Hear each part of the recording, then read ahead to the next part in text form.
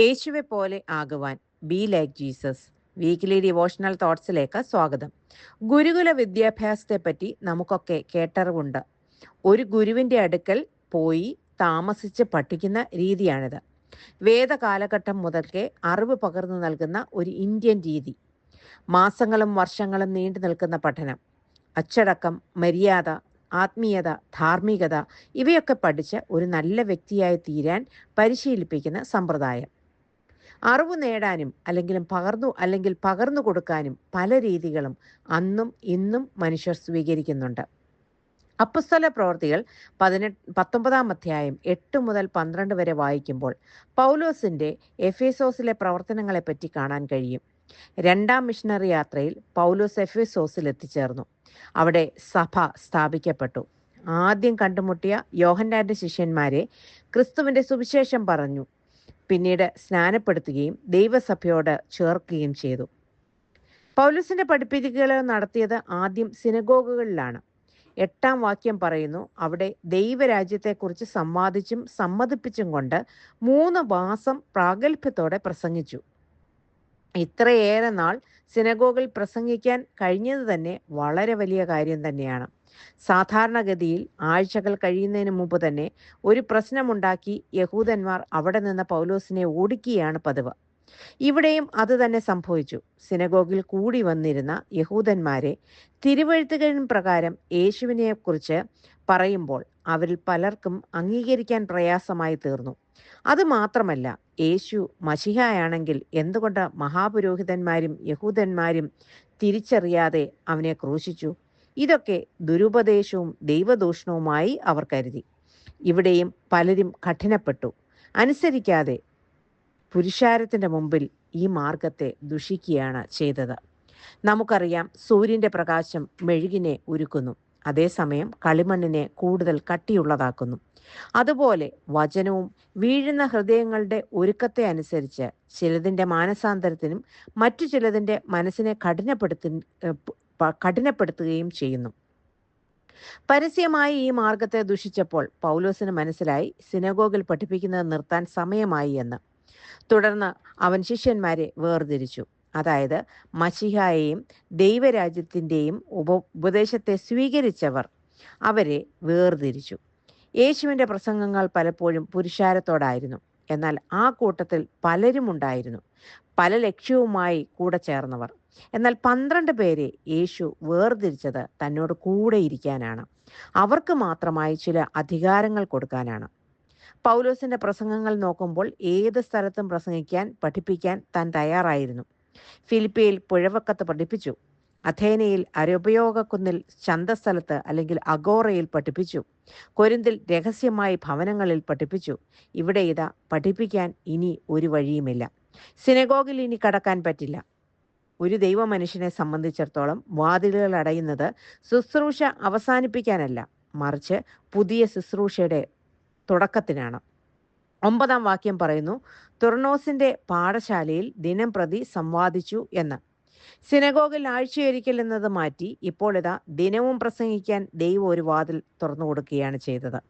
2 വർഷത്തോളം ദിനം പ്രതി ബൈബിൾ ക്ലാസ് എടുക്കുവാൻ ദൈവം പൗലോസിന് അവസരം കൊടുത്തു. സിനഗോഗിലെ യഹൂദന്മാർ കഠിനപ്പെട്ട് എതിർത്തു നിന്നപ്പോൾ ശുശ്രൂഷ മതിയാക്കി പോയിരുന്നു എങ്കിൽ ഈ അവസരം പൗലോസിന് കിട്ടുകയില്ലായിരുന്നു. ക്ഷമയോടെ നിന്നതിനാൽ ദൈവം പുതിയ അവസരങ്ങളെ കൊടുത്തു. എഫേസോസിൽ പ്രഭാഷണങ്ങൾക്കായി പല ഹാളുകളും സ്കൂളുകളും ഉണ്ടായിരുന്നു. തുറന്നോസിന്റെ പാഠശാല അങ്ങനെ ഒരു ഹാൾ ആയിരുന്നു. അദ്ദേഹം ആരായിരുന്നു എന്നതിനെപ്പറ്റി ബൈബിൾ കൂടുതലൊന്നും പറയുന്നില്ല.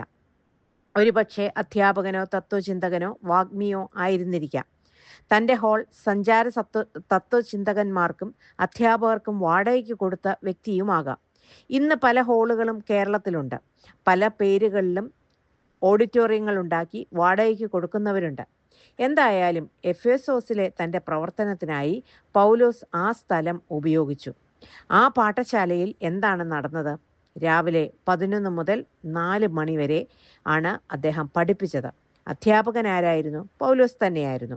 വിദ്യാർത്ഥികളോ യഹൂദന്മാരും യവനന്മാരും. 11 മുതൽ 4 മണി വരെ സാധാരണയായി തൊഴിലാളികൾ ഉച്ചഭക്ഷണം കഴിക്കാനും പകലിലെ ചൂടിൽ നിന്ന് വിശ്രമിക്കാനും തിരഞ്ഞെടുക്കുന്ന സമയമാണ്. ബാക്കി സമയം അവരൊക്കെ പണി ചെയ്തിരുന്നു. പൗലോസും ആ സമയത്ത് തൻ്റെ കൂടാരപ്പണി ചെയ്തു പോന്നു. 2 വർഷം ഈ പാഠശാലയിൽ പഠിപ്പിക്കുവാൻ അദ്ദേഹത്തിന് സാധിച്ചു. ഇന്നും കേരളത്തിൽ ഓഫീസുകളിലും കോളേജുകളിലും സ്കൂളുകളിലും ആഴ്ചയിലൊരിക്കൽ അല്ലെങ്കിൽ ഇടദിവസങ്ങളിൽ ദൈവമക്കളുടെ കൂട്ടായ്മകളുണ്ട്. ആ കൂട്ടങ്ങൾ മൂലം അനേകർ ഇന്നും രക്ഷിക്കപ്പെടുവാൻ ഇടയാകുന്നുമുണ്ട്. നമ്മുടെ വിശ്രമവേളകളിൽ നാം എന്തു ചെയ്യും? ഇതുപോലെ പഠിക്കാനോ മീറ്റിംഗ് കൂടുവാനോ നാം സമയം കണ്ടെത്താറുണ്ടോ? ആസിയയിലെ എല്ലാ യഹൂദന്മാരും ഗ്രീക്കുകാരും കർത്താവിൻ്റെ വചനം കേൾക്കാനും പഠിക്കാനുമുള്ള അവസരമായിരുന്നു ആ 2 വർഷം. തുർണോസ് വിശ്വാസിയാണോ അല്ലയോ എന്നതിനെപ്പറ്റിയൊന്നും അറിയില്ലെങ്കിലും തൻ്റെ ഒരു സ്ഥാപനം 2 വർഷത്തേക്ക് ദൈവരാജ്യത്തിൻ്റെ കെട്ടുപണിക്കായി ഉപയോഗിക്കപ്പെട്ടു. നമ്മുടെ പണമോ വാഹനമോ വീടോ പുരയിടമോ ഒക്കെ ഇങ്ങനെ ഒരു നല്ല കാര്യത്തിനായി ഉപയോഗിക്കാൻ കഴിയുമോ? പണ്ട് കാലത്ത് സുവിശേഷ യോഗങ്ങൾ പലപ്പോഴും ക്രമീകരിക്കപ്പെടുന്നത് മറ്റു മതസ്ഥരുടെ പറമ്പിലോ പാടത്തോ ഒക്കെ പന്തൽ കെട്ടിയായിരുന്നു. സാഹചര്യങ്ങളൊന്നുമില്ലായിടത്ത് കോഫി ഷോപ്പിൽ പോലും പോയി കൂടി വന്ന് കൂട്ടായ്മ ആചരിക്കുന്നവരുണ്ട്. രഹസ്യമായി ഭവനങ്ങളിൽ കൂടുന്നവരുണ്ട്. ടെക്നോളജി ഇന്ന് വളർന്നപ്പോൾ സൂമിലൂടെ അനേക മീറ്റിങ്ങുകൾ നടത്തപ്പെടുന്നു. ഇവയൊക്കെ നാം എങ്ങനെ പ്രയോജനപ്പെടുത്തുന്നു? 24 മണിക്കൂറും പ്രെയർ ലൈനും ഇടദിവസങ്ങളിലെ കൂട്ടായ്മയും ഉപവാസ പ്രാർത്ഥനകളും വേദപഠന ക്യാമ്പുകളും ഓൺലൈൻ വേദപഠന സ്കൂളുകളും ഒക്കെ ഉണ്ട്. ഇതൊക്കെ ചുറ്റും സുലഭമായിരിക്കുമ്പോൾ അതിനെ നാം എങ്ങനെ ഉപയോഗപ്പെടുത്തുന്നു എന്ന് സ്വയം ചിന്തിച്ചു നോക്കുക. 20-ാം അധ്യായത്തിൽ പറയുന്നുണ്ട് എഫേസോസിൽ പൗലോസ് സ്വന്തം കൈകൊണ്ട് അധ്വാനിച്ചു എന്ന്. 20-ാം അധ്യായം 20-ാം വാക്യത്തിൽ പരസ്യമായും വീട് തോറും പ്രസംഗിച്ചുവെന്ന് എഴുതിയിരിക്കുന്നു. 31-ാം വാക്യത്തിൽ പറയുന്നു രാത്രിയിലും പ്രസംഗിച്ചുവെന്ന്. ഒരു ദൈവ മനുഷ്യൻ വിശ്രമമില്ലാതെ ക്രിസ്തുവിന് വേണ്ടി വേല ചെയ്യുകയാണ്. പ്രിയ ദൈവ പൈതലെ, എല്ലാവരും ഉറങ്ങുമ്പോൾ പലതിലും ആനന്ദം കണ്ടെത്തുമ്പോൾ ആ സമയം ദൈവവചനം പഠിക്കാൻ നീക്കിവെക്കുന്നവർ അനുഗ്രഹിക്കപ്പെട്ടവരാണ്. പൗലോസിനോടുകൂടെ തിമോത്തിയോസും തീത്തോസും ഉണ്ടായിരുന്നു. അവരെ പരിശീലിപ്പിക്കാനും പഠിപ്പിക്കാനും ഇതിലൂടെ ഇടവന്നു. ഈ എരിവ് നമുക്കുണ്ടായിരുന്നു എങ്കിൽ നമ്മുടെ കൂട്ടുകാരും നാട്ടുകാരും ബന്ധുക്കളുമൊക്കെ എന്നേ ദൈവത്തെ അറിഞ്ഞേനെ.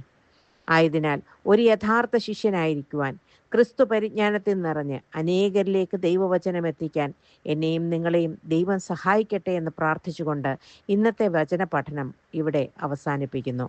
God bless you all.